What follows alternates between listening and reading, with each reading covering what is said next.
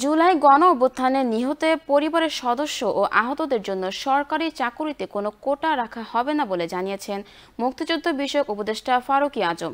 সোমবার সচিবালয়ে জুলাই গণ অভ্যুত্থানের জুলাই যোদ্ধা ও শহীদ পরিবারের জন্য মুক্তিযুদ্ধ বিষয়ক মন্ত্রণালয়ের গৃহীত কার্যক্রম নিয়ে আয়োজিত সংবাদ সম্মেলনে প্রশ্নের জবাবে উপদেষ্টা এ কথা জানান। জুলাই গণ অভ্যুত্থানে হতাহতের পরিবারের সদস্য ও আহতদের জন্য সরকারি চাকুরিতে কোটা রাখা হবে কিনা জানতে চাইলে মুক্তিযুদ্ধ বিষয়ক উপদেষ্টা বলেন, না কোনো কোটা থাকবে না, তাদের যোগ্যতা অনুযায়ী আমরা দেব। উপদেষ্টা বলেন, আমাদের মন্ত্রণালয়ের পক্ষ থেকে তাদের পুনর্বাসনের কর্মসূচিগুলো নির্ধারণ করা হয়েছে, সে অনুসারে মন্ত্রণালয় যাবতীয় কার্যক্রম গ্রহণ করবে। এই কার্যক্রমের ভেতরে ফ্ল্যাট দেওয়া বা চাকরি কোটা দেওয়া এসব বিষয় নেই।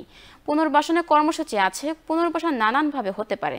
তাদের প্রশিক্ষণ দিয়ে যার যার যোগ্যতা অনুযায়ী তিনি যেভাবে পুনর্বাসিত হতে চান বা আত্মকর্মসংস্থানের জন্য যদি হাঁস মুরগি বা পশুপালন করেন, যেভাবে তিনি তার জীবিকা সংস্থান করতে চাইবেন, সরকারের পক্ষ থেকে সে ধরনের ব্যবস্থা গ্রহণ করা হবে।